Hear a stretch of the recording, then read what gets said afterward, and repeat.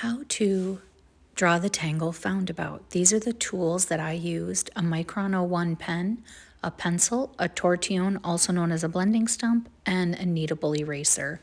All of those can be found in my Amazon affiliate under Tangle Supplies I use. Now I'm going to draw what is going to be essentially a stem in this tangle if you look at it as an organic floral tangle.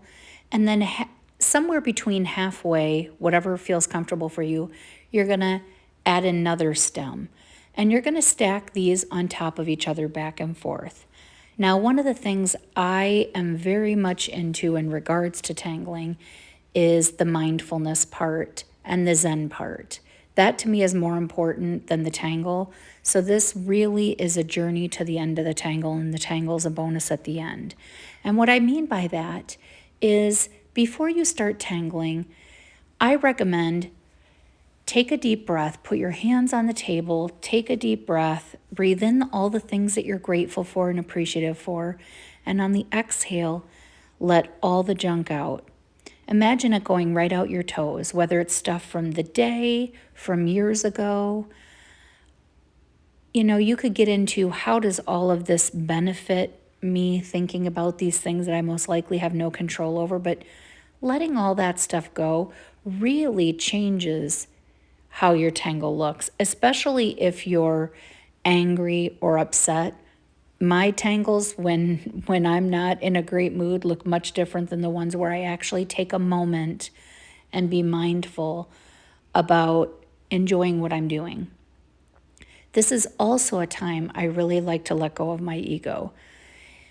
The thing with ego, and many of you will see this as you tangle with me, is the ego really wants a straight line. The ego wants everything to be perfect. The ego wants to spend 20 minutes deciding where you're going to put the next stem on the next stem. So I'm getting ready to put another stem on this one. And my ego might want to think for 20 minutes, should I put it in the center? Should I put it lower, higher? We want to tell our ego to just take a step back right now, because it's really going to take away from our artistic intuition, which leads to so much more. This is where I really encourage you to pay attention. Are you holding your breath?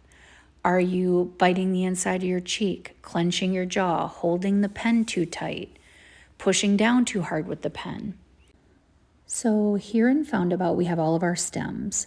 So now we're going to be drawing kind of like, if you want to look at this as a flower, the bloom. So we're going to connect from the top to the bottom, and you can see I kind of put a curve to mine, but there is no rule. There's no rhyme or reason. The whole point of tangling is I'm going to teach you the basics of how to do it, and then you put your own spin on it. And that's what makes tangles so amazing. So throughout the whole time you're doing this, and you're going to do it on both sides, underneath each part of the stem, is keep in mind, are you noticing you're holding your breath?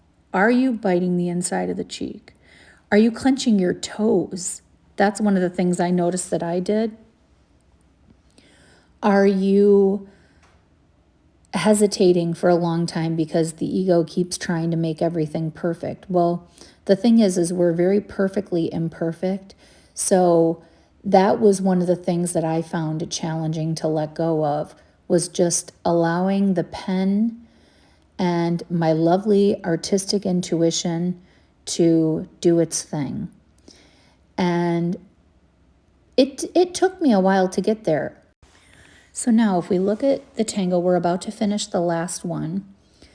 And now we're going to do the same thing, but on the tops. Now, what we're going to notice is we're going to run into the other part of, I'm considering a bloom. So we're going to draw the top, stop. I like to consider it an imaginary line, and then connect them again. Now, rarely in the Zentangle method will you cross lines. There are very limited tangles that do that. So you can see we're just going behind the other one, still drawing this beautiful, this beautiful line can be as wide, as narrow as you want. This is yours. Don't try to make it exactly like mine, make it be yours. And I'll tell you, I draw this different every single time I draw it. One of the comments that I get the most, or messages or things that come up, is mine doesn't look even close to yours. Now, when I taught this class in my home for years, at the very end, we would put together what's called a mosaic. So I would give the same directions to everyone. Everyone would draw the same thing. And at the end, we would put them together. And I will tell you, they could not have looked more different. Everybody's was different, whether it was smaller or wider, or they added their own element to it. It was just absolutely amazing to see those. So don't try to look like mine. Make it be yours from the very, very beginning. So here we have foundabout, and this is how it's drawn. And now there's so many things that we can do with it. So what we're going to do is we're going to do what's called orang lines, or some people might call it senna. But all we're going to do is kind of fill in this space on the tops. We're going to use it with lines that are similar to what we have drawn, meaning they're following that same curve. So we're going to do it on those inside top ones, the ones that we drew last. We're going to leave the outside ones as is, because this will give a really, really amazing contrast. Again, this is where I don't want you to worry, oh, this line crossed this line, this one didn't go where I wanted it to go. But that's okay. It's going to happen over and over again. But this is pen and paper, right? We can do it again. We can leave it go. But in the Zentangle method, there's no mistakes. So even if my pen, let's say, slipped out of my hand and drew something, I can make something out of that. I'm not going to take this beautiful drawing and say, oh, it's done, forget it. Now, can you do that? Sure. But you're going to be doing it a lot, because you know what? Things happen. But we don't call them mistakes. There is no such thing as a mistake. We can make something out of what we have. And who's to say that whatever you think is a mistake isn't really meant to be there? Because it is. In my opinion, there's no such thing as coincidence. Everything happens the way it's meant to, and roll with that. So again, we're just, during this whole time, we're really making sure that we're breathing, that we're enjoying what we're doing. And the more you get into this repetitive drawing, right? This repetitive use of the lines, you will find, well, I have found, and I'm hoping you will find, that hours can go by when you're tangling.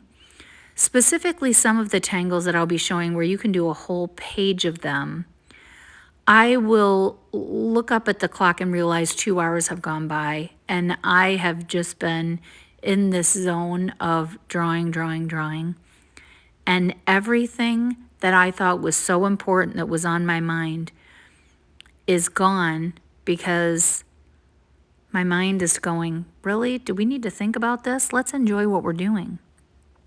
So enjoy what you're drawing. So we're continuing this kind of oring of the lines, which is creating this contrast, right, from dark to light, which is what also helps with shading.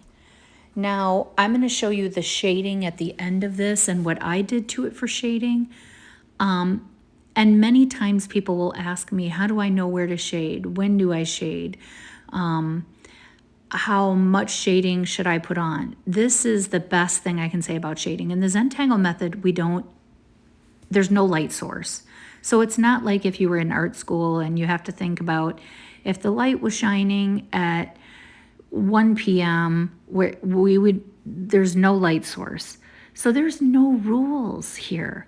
You can do and create shading wherever you want. I have many people in my lives that don't like to shade at all, and they leave it the way it is. This is the best thing I can recommend to you. Now, the Zentangle method does not use erasers. However, I have found over my teaching over the years that having an eraser is key to shading, because it gives me this out. If I don't like something, I can erase it. So I have this ability to go and put down as much shading as I want to, knowing if I don't like it, I can just simply erase it. Then it just leaves this open canvas to what do I want to do. So when I go to shade, I usually begin shading lightly wherever I'm going to put shading and see how I like it. I do like to dim the light a little bit, not so that I trip and fall or anything like that, but I do like to dim the light because it does help to see what kind of illusion I'm getting with shading. If I don't like it, I erase it. If I like it, I either add more or leave it. And I'll kind of show you how this turned out in the end. And I'll be doing more videos where we're getting into shading. I do have a couple of videos that are full 2-hour classes. So if you haven't seen those, you may want to check them out. They're classes that I offer usually on Valentine's Day, that I usually put here on YouTube, that are the full class for free and you get to watch. So if you want to check out my 2-hour classes, they usually have lots of tangles in them, and you can check those out. So feel free. But enjoy Foundabout. I hope to see you more. Please subscribe if you haven't yet. This is what happened. I added a tangle called Fescue, and I shaded it quite a bit, which I really enjoyed. And Fescue is just taking a little curved line and adding a little teardrop at the end.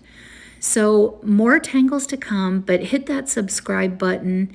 I will see you soon, and more lives to come. Happy tangling.